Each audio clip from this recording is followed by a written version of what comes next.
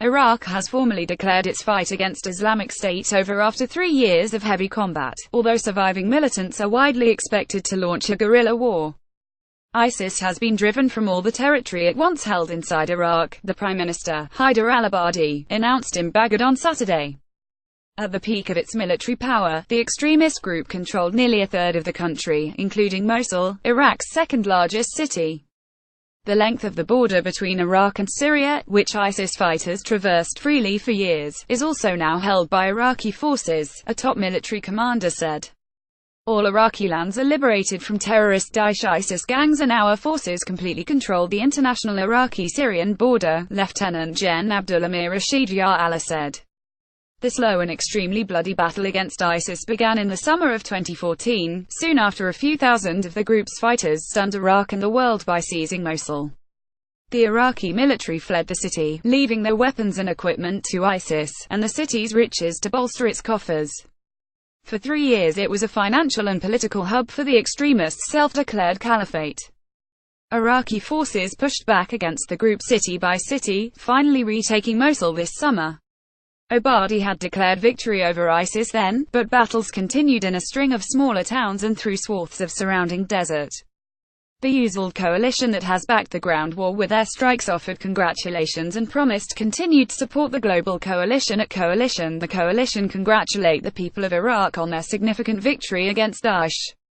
We stand by them as they set the conditions for a secure and prosperous future. Iraqpic.twitter.com June 1 December 9, 2017. Theresa May also congratulated her Iraqi counterpart, but warned that the extremist group was yet to be defeated.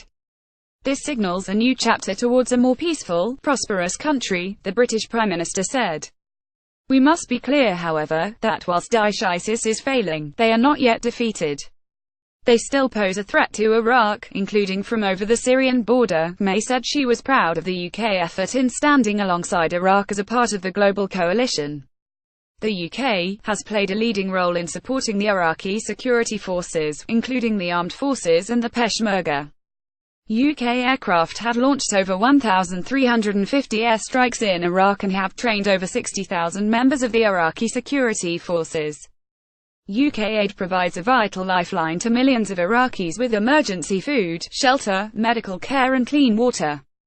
We are now supporting the government of Iraq to lay the foundations for an economy that meets the aspirations of all Iraqis. ISIS is likely to prove a problem for Iraqi authorities for many years to come. The group grew out of an insurgent movement, and was preparing for a return to guerrilla tactics as its territory shrank this summer. Large numbers of ISIS fighters are thought to have retreated into the countryside or formed sleeper cells among civilian populations.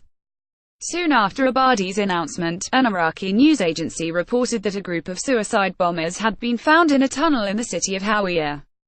Iraq must also now reckon with the daunting task of reconstruction in areas once held by ISIS.